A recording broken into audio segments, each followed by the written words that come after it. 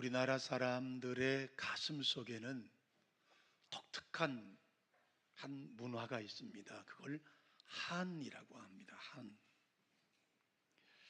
그런데 여러분, 이렇게 우리나라 사람이 한 많은 백성이라고 말하지만 사실은 성경에 나오는, 그리고 본문에 소개하고 있는 이스라엘 민족도 한이 많은 민족입니다.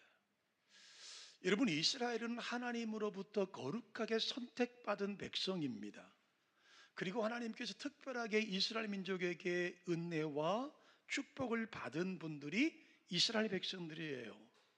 그런데 여러분, 그렇게 하나님의 복을 받고 하나님의 축복의 대상이고 하나님의 은혜를 누려야 될 백성들이었던 이스라엘 백성들은 사실 그들의 역사를 살펴보면 그들은 세계 열강이 꿈틀거릴 때마다 가장 많이 희생된 민족이 유대인이에요.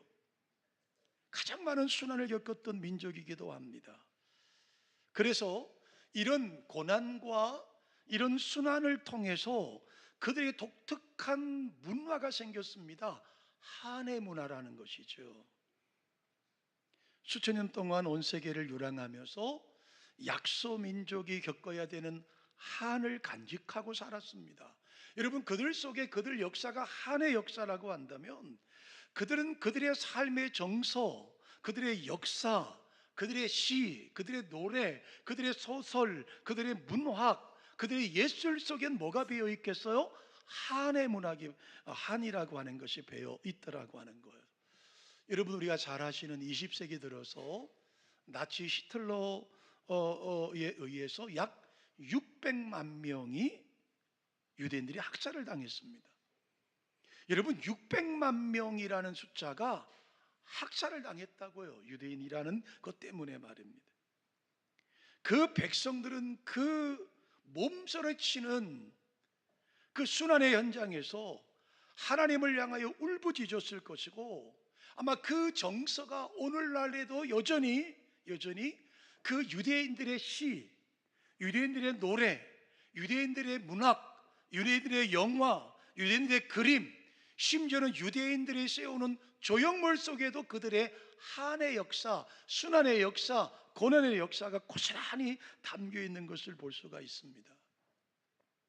오늘 본문의 말씀도 구약시대 하나님의 백성들이 나라가 멸망당하고 바벨론, 이역만리인 바벨론으로 포로로 끌려가서 이방인들 앞에서 수모를 당하는 장면, 그리고 그 수모 속에 가난 속에서 고통 속에서 울부짖고 있는 그 서름에 담겨 있는 노래가 오늘 소개되고 있더라는 거예요.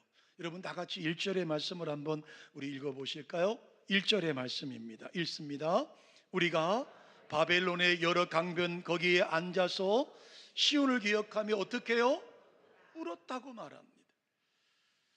이는 포로지 바벨론에서 그들의 정신적인, 아니 그들의 육체적인 고향 땅인 예루살렘을, 성전을 그리워하면서, 예루살렘 성전을 그리워하면서 목 놓아 울고 있는 이스라엘 백성들의 모습을 볼 수가 있어요. 그래서 저는 오늘 본문의 말씀을 바벨론 강가에서라고 하는 1절의 말씀에서 본문을 제목을 정했습니다만, 사실은 오늘 본문의 말씀을 우리식으로 표현하면 실향민들의 노래예요. 실향민들의 노래.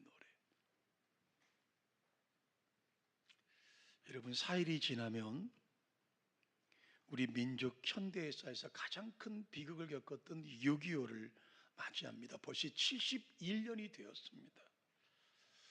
1950년 6월 25일 북한군의 남침으로 개시됐던 이 전쟁은 자그마치 3년 1개월 2일 동안을 전쟁을 겪습니다.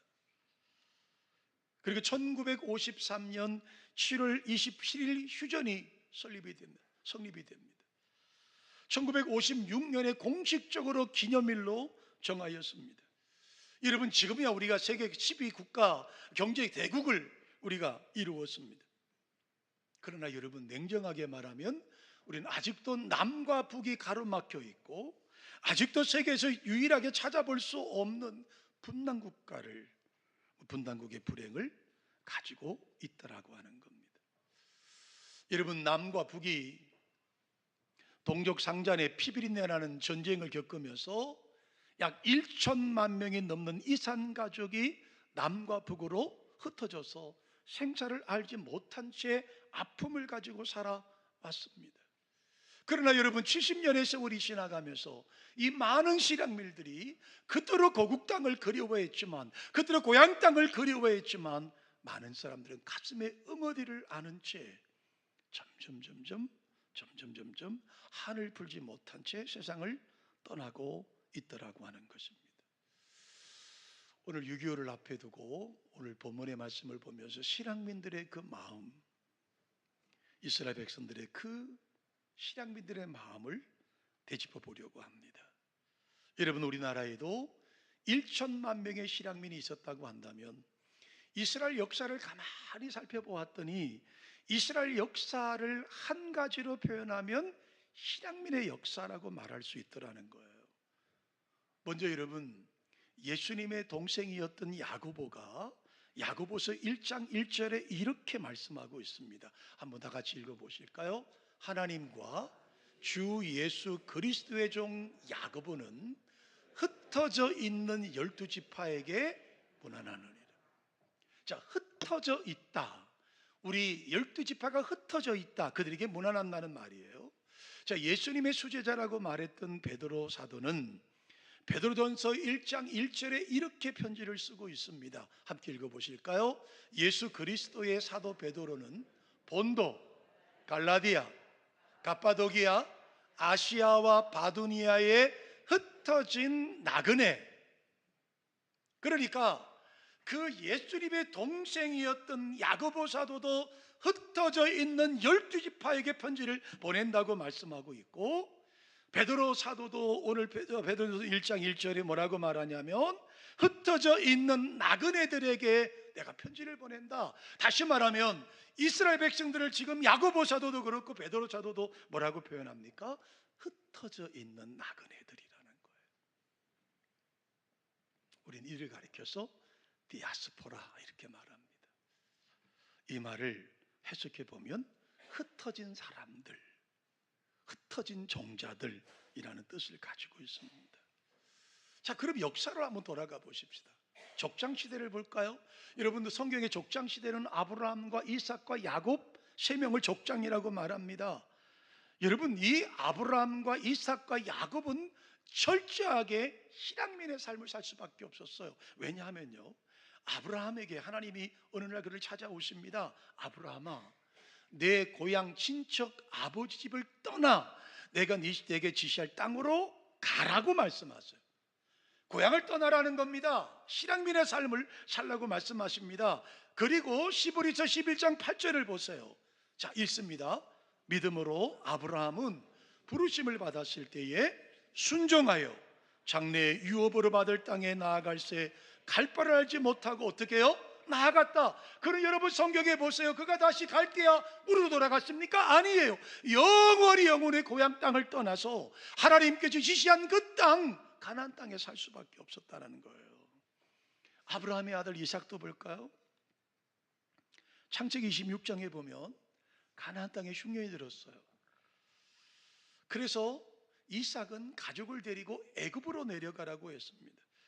창세기 26장 1절로 2절의 말씀에 보면 하나님께서 이삭에게 찾아오셨어요. 이삭아, 애굽으로 내려가지 말고 내가 네게 지시할 땅에 거기 거주하라고 말씀하세요.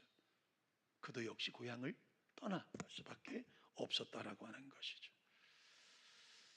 세 번째로 유랑민의 최정점을 산 사람은 야곱이에요. 그는 일평생 동안 나그네로 살았어요. 쌍둥이 형이었던 에서의 낯을 피하여서 바단 아람으로 도망갔습니다. 그는 평생 동안 중동 천지를 유랑하며 살았고, 심지어 말년에는 고향 땅으로 돌아간 것이 아니라 그의 아들 요셉이 있는 애굽 땅으로 내려가서 생을 마감했습니다. 늘 실향민으로 살았다는 말입니다. 당시 애굽에서 총리로 있던 아들 요셉의 소개로 바로 왕을 만나게 되었습니다. 창세기 47장 9절 이하의 말씀에 보면 야곱이 바로에게 이렇게 대답을 합니다. 바로가 요셉 국무총리의 아버지를 만났는데 많이 늙어 보이시거든요. 그러니까 당신의 나이가 어떻게 되십니까? 라고 질문하는 대답에 그는 이렇게 고백합니다. 내 인생은 나그네의 길이었습니다. 네, 나그네의 길에 세월이 130년이나 되었습니다.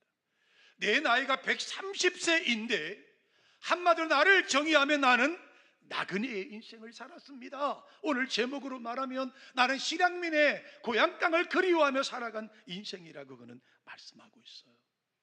두 번째요, 출애굽과 광야 생활을 돌이켜보면 야곱과 함께 애굽에 내려갔던 사람이 총 75명이에요. 자, 400여 년이 지났습니다. 그 인구가 약 200만으로 늘어났고 장정만 60만 명이 되었습니다.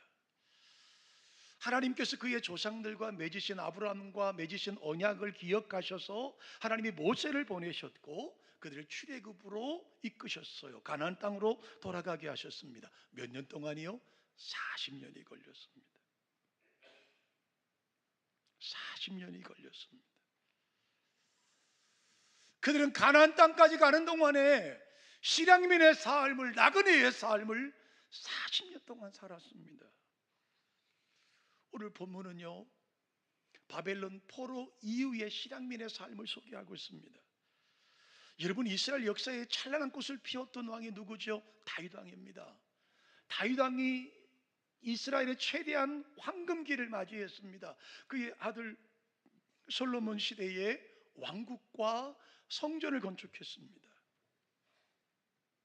그렇게 찬란했던 다윗 왕국이 솔로몬 아들 르호보암 왕 때 나라가 갈라져 버렸습니다. 북쪽 이스라엘과 남쪽 유다로 갈라져 버리고 말았습니다. 그러다가 북쪽 이스라엘은요, 예수님께서 이 땅에 오시기 약 721년 전에 아수르라고 하는 나라에 의해서 패망해버리고 말았습니다.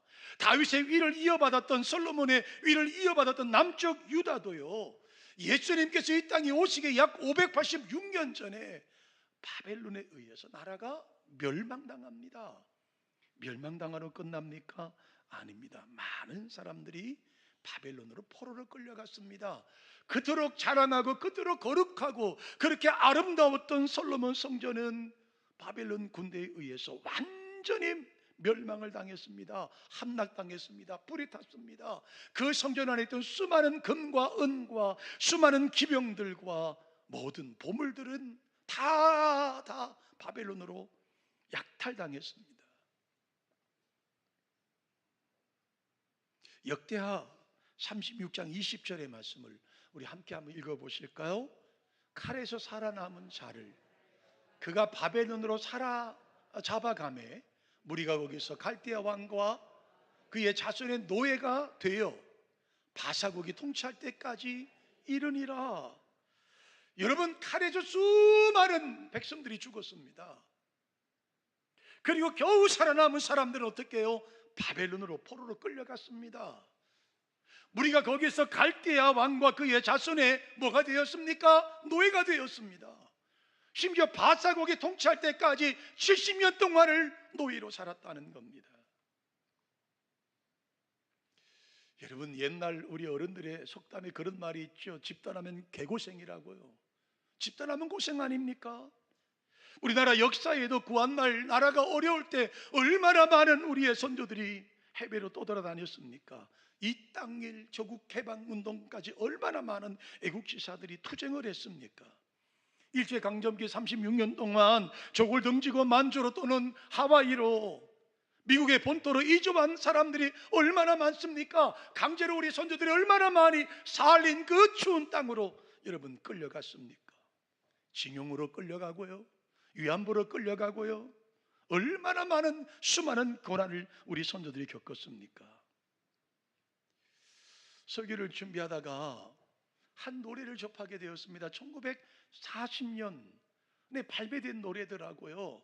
이 백년설이라고 하는 가수가 불렀던 노래입니다. 그 제목이 뭔지 아세요? 나그네 서름이라는 노래.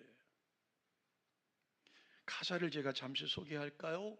오늘도 걷는다마는 정처 없는 이 발길, 지나온 자국마다 눈물이 고여 있다.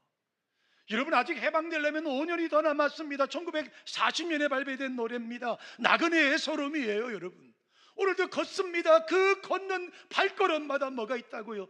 눈물이 고였다. 얼마나 힘든 시간을 이야기하는지 몰라요. 여러분, 나라를 빼앗기고요, 포로로 끌려갔습니다. 그들의 삶은 눈물의 삶일 수밖에 없던 거죠. 고향 땅을 그리워하며 그들은 매일마다 눈물로 지실 수밖에 없었더라고 하는 거예요. 그때 지었던 시가 오늘 본문의 시라고 하는 겁니다.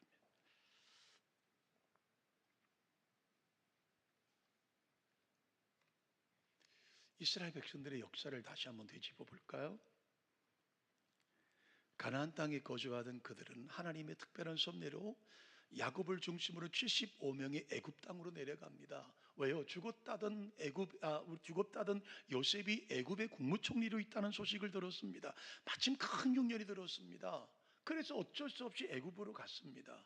애굽은 풍요롭게 그지없습니다. 요셉의 정치를 너무 잘해서 왕이 전권을 위임하고 있었습니다. 그런 그들이 갔으니 얼마나 여러분 대접을 받았겠습니까? 약 한 30여 년 동안은 아주 고센 땅에서 편안하게 살았을 것입니다. 그런데요, 정권이 바뀌었습니다. 요셉을 알지 못하는 왕이 들어서 버리고 말았습니다. 그때부터 이스라엘 백성은 400년 동안 노예로 전락됐습니다. 엄청난 학대를 받게 되었고 혹독한 노예 생활을 했습니다. 여러분, 그 대표적인 최악의 상황이 어느 때입니까? 모세가 태어날 때 아닙니까? 모세가 태어날 때는 어느 때까지 당했습니까? 노예의 가정, 유대인들의 가정에 남자아이 아들을 낳으면요, 죽여야 됐습니다. 아들을 낳으면 강물에 갖다 던져버려야 합니다. 죽여야 될 수는 최악의 상황에 이르기도 하지 않았습니까? 여러분, 바벨론 포로 생활 동안에 우상 숭배하는 이방인들의 그 속에서 당했던 하나님 백성들이 겪었던 슬픔과 고난은 형언할 게 없을 것이라고 생각이 들어요. 여러분, 예를 들어볼까요? 느부갓네살 왕 때의 말입니다. 하나냐와 미사엘과 아사랴가 그 우상에게 절하지 않는다는 것 때문에 어떤 고난을 당합니까? 풀무불에 들어갔습니다. 다리오 왕 때는요, 총리였던 다니엘이 고향 땅이 그리워서 창문을 열고 하려 3번씩 기도받다가 그 기도했다는 죄목 때문에 여러분 사자굴에 던져지기도 했지 않습니까? 에스더서 4장에 보면 아하수에로 왕 때 하만이라는 사람이 유대인들을 진멸하려고 하는 계획도 세웠던 것을 볼 수가 있습니다. 구약에만 그랬나요? 예수님 시대에 십자가 사건이 있고 약 40년 뒤인 AD 70년에 로마 티투스 장군에 의해서 예루살렘 성이 함락되었습니다. 이스라엘 백성은 최대의 손난을 겪었습니다. 그때 그 이후로 이스라엘은 또다시 전 세계로 흩어질 수밖에 없었습니다. 그들은 전 세계에 흩어진 그 유대인이라고 하는 그 이유 때문에 얼마나 많은 비참하게 순환을 당했습니까? 어린아이들이 학교를 가면요, 유대인들이 입은 옷 위에 어깨 위에 별을 달아줬다 그래요. 그것은요, 그들이 별이 되었다는 말이 아닙니다. 차별 대우를 하게 했다라고 하는 것이죠. 어느 곳에 가든지 뒷단조로 따돌림을 당했고요, 무슨 재난이나 사고가 터지면 항상 유대인들의 짓이라고 그 책임을 물어서 핍박을 하고 수많은 사람을 죽였습니다. 서두에 말씀드린 것처럼 20세기에 들어서 여러분 유대인이라고 하는 것 때문에 여러분 600만 명이 학살을 당했습니다. 폴란드의 아우슈비츠 수용소를 위시하여 유럽 전역에서 수백만 명이 희생을 당했다는 말이죠. 그들의 한을 여러분 이해하시겠습니까? 오늘 본문에 돌아가 보십시다. 오늘 본문의 8절과 9절을 보시면 조금 해석하기가 난해한 부분이 있어요. 자, 읽습니다. 8절 9절. 멸망할 딸 바벨론아, 내가 우리에게 행한 대로 내게 갚아주는 자가 복이 있으리로다. 내 어린 것들을 바위에 메어치는 자는 복이 있을 것이다. 여러분, 이 말이 무슨 말이죠? 너희가 우리를 이렇게 괴롭혔고 우리를 이렇게 많이 죽였으니 누군가가 너희 바벨론을 이렇게 죽였으면 좋겠다. 누군가가 너의 어린 자식들을 바위에다가 쳐버렸으면 내가 원이 없겠다라고 하는 이야기예요. 한 맺힌 절규, 한 맺힌 울분에 찬 이야기가 바로 여기 있다라고 하는 거예요. 악담과 저주를 퍼붓고 있다라고 하는 거예요. 오늘 본문을 통해서 1절부터 9절까지를 보면 두 가지의 마음이 담겨 있는 것을 볼 수 있어요. 그것은 아까 우리 읽었던 1절의 말씀에 보면 울었다. 우리가 바벨론 강가에서 시온 땅을 생각하면서 울었다. 그리움이죠. 여러분, 신앙민들이 그렇게 가고 싶어도 가지 못하는 땅, 지척에 둔 땅 아닙니까? 전쟁이 났을 때 며칠면 돌아가겠다고, 한 일주일만 버티면 다시 돌아가겠다고 생각하고 집을 나왔던 분들이 벌써 71년이 지났습니다만 아직 돌아가지 못합니다. 판문점에 가서 북녘 땅을 바라보면서 그 우는 그분들의 마음이 어떤 마음이었을까요? 그리움일 거예요. 그리움. 우리 다 같이 5절의 말씀을 보실까요? 함께 있습니다. 예루살렘아, 내가 너를 잊을진대 내 오른손이 그의 재주를 잊을지로다. 6절이요. 내가 예루살렘을 기억하지 아니하거나 내가 가장 즐거워하는 것보다 더 즐거워하지 아니할진대 내 여가 내 입천장에 불을 들지. 여러분, 어려운 얘기인데요, 사실 간단해요. 내가 예루살렘을 기억하지 않은 날이 없다는 거예요. 내 고향 땅을 비록 이역 말리 바벨론 포로로 끌려왔지만 내 인생의 내 삶의 하루라도 예루살렘을 기억하지 않은 때가 없었다. 그리움의 기도예요.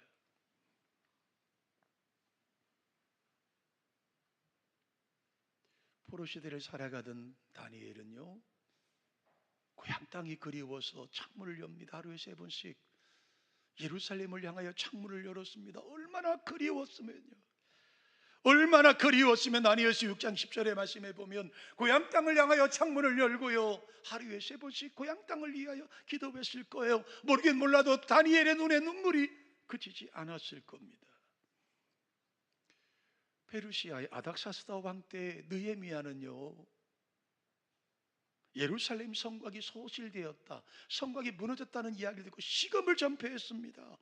얼마나 고향 땅이 그리웠겠어요.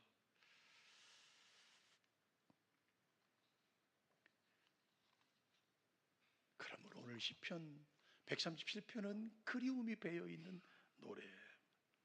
둘째로요, 이 시편 137편의 기도 속에는, 눈물 속에는 회개의 기도가 그 속에 배어있어요. 2절의 말씀을 한번 읽어보실까요? 읽습니다. 그 중에 버드나무에 우리가 우리의 수금을 걸었나니. 이 말 뜻은 어떤 의미를 갖고 있느냐면, 이들은 강가에 회당이 없고 예배당이 없으니까 그들은 안식일이 되면 강가에 모여서 수금을 캐면서 하나님을 찬양했습니다. 그 찬양이 기쁨의 찬양이었겠습니까? 고통의 찬양이죠. 제발 해방시켜달라고 하는 찬양 아니겠습니까? 그런데 그들이 하나님 앞에 예배드리고 있는 모습을 봤던 바벨론의 젊은 사람들, 특별히 청년들이 와서 조롱거리는 겁니다. 뭐라고 말합니까? 야, 너희들 수금 치면서 매 일주일마다 드리는 그 노래를 좀 우리를 위해서 와서 좀 불러주면 좋겠다. 좀 우리 귀를 즐겁게 하면 좋겠다. 그 수금으로 우리 바벨론 사람들을 행복하게 해줬으면 좋겠다라고 비아냥거리는 거예요. 그렇게 이스라엘 백성들이 뭐라고 말합니까? 차라리 수금을 버드나무에 걸어서 내가 안 하겠다는 거예요. 4절에 보세요. 우리가 이방 땅에서 어찌 여호와를 노래를 부를까? 저렇게 비아냥거리고 저렇게 우리를 핍박하고 우리를 그렇게 고난을 겪는 우리들에게 이렇게 비아냥거린다면 차라리 우리는 수금을 버드나무에 걸어버리겠다.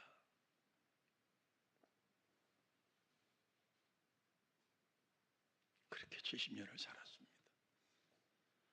그렇게 70년을 살았다고요. 그들의 기도를 시편 126편 4절, 그 당시의 기도 내용이 하나 나와 있어요. 한번 읽어보실까요? 여호와여, 우리의 포로를 남방 시내들 같이 어떻게 해요? 주세요. 하나님 제발 예루살렘으로 돌아가게 해달라고 70년간을 기도해요. 70년 동안을 끊임없이 눈물로 기도하는 거예요. 그리고 스가랴서의 말씀 보니까 그들의 기도가 응답이 돼서 결국 70년 만에 다시 고국으로 돌아가는 기쁨을 누리게 되고, 그들은 예루살렘 성벽을 재건하고 불타버린 성전을 다시, 비록 솔로몬 성전과는 견줄 수 없지만 스룹바벨 성전을 잡목을 꺾어다가 다시 성전을 건축하는 일을 보내고 있습니다. 여러분, 시편 126편 1절 말씀을 한번 다 같이 한번 읽어보실까요? 그때 그 실향민들이 돌아갈 때 이야기가 여기 소개되고 있습니다. 1절입니다. 여호와께서 시온의 포로를 어떻게 할 때요? 돌려보내실 때에 우리는 꿈꾸는 것 같았도다. 꿈꾸는 것 같았도다. 2절의 말씀에 보면 그때에 우리의 입에는 웃음이 떠나지 않았다. 우리 교회는요, 찬양이 넘쳐났다라고 이야기하고 있는 거예요. 여러분, 70년 만에 고향 땅에 돌아가는 이스라엘 백성들의 삶을 보세요. 바벨론 강가에서 모여서 매주마다 그 수금을 키며 하나님을 찬양하고 회개하는 기도와 그리움에 대한 기도받은 그들이 다시 그들의 고향 땅인 예루살렘으로 돌아갈 때 그들은 이렇게 말합니다. 꿈꾸는 것 같았다. 꿈꾸는 것 같았다. 입에서요, 웃음이 떠나질 않아요. 웃음이 비실비실 새어나요. 우리 교회는요, 찬양이 흘러 넘치는 거예요. 이게 웬일인지 우리가 그토록 그리워하던 고향으로 돌아간다라고 하는 것 때문에요. 그리고요, 더 중요한 것이 있어요. 126편 5절과 6절의 말씀을 한번 보실까요?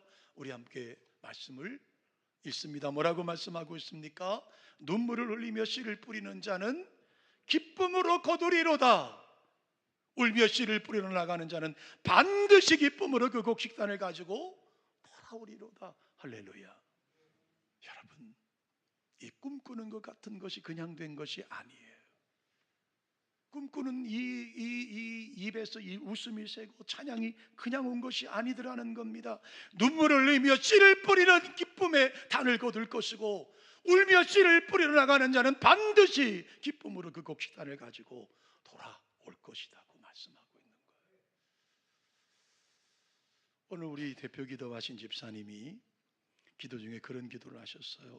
이 나라가 여와 야, 그 다음에 보수와 진보, 정치적인 갈등이 아니라 하나가 되게 해달라고 기도하셨어요. 여러분, 기도하셔야 합니다. 1907년 평양에 장대현 교회 출발했던 놀라운 성령의 바람, 그 땅이 지금 71년째 걸어막혀 있습니다. 최초의 순교자였던 토마스 선교사가 대동강변에 와서 피를 흘렸던 곳이 바로 그곳 아닙니까? 최초의 교회였던 널다리꼴 교회가 세워졌던 그 땅이 지금 공산화되었습니다. 김일성이와 김정일이와 김정은이가 지금 통치를 하고 아주 고난 가운데 있습니다. 우리의 남과 북이 휴전선으로 가로막혀 있습니다. 여러분, 어떻게 해야 됩니까? 여러분, 우리는 전 세계 경제 대국이 됐습니다. 10위 안에 들어갔습니다. K방사는 전 세계를 강타하고 있고요. 여러분, 문화, 우리의 어떤 그런 유행 가수들도 여러분 굉장히 지금 세계적인 히트를 치고 있지 않습니까? 그러나 기억하십시오. 우리의 전쟁은 끝나지 않았습니다. 아직도 남과 북이 가로막혀 있고 우리의 젊은이들이 총칼을 들고 오늘도 국방의 의무를 다하고 있지 않습니까? 울며 씨를 뿌릴 수 있는 저와 여러분 되시기를 주님의 이름으로 축원합니다. 울며 씨를 뿌릴 수 있기를 바랍니다. 저 땅이 무너지고 제2의 예루살렘이라 말하는 평양 땅에 다시 하나님의 거룩한 교회가 서고 그 교회를 통해 전 세계의 복음이 증거되는 놀라운 역사가 이룰 수 있기 위해서는 눈물의 씨가 우리 가운데 필요하다라고 하는 거예요. 말씀을 정리할까요? 아마 우리는 이렇게 설교를 작성한 저도 문자를 전하는 것으로 끝날지 모르겠어요. 왜냐하면 저도 실향민이 아니기 때문이에요.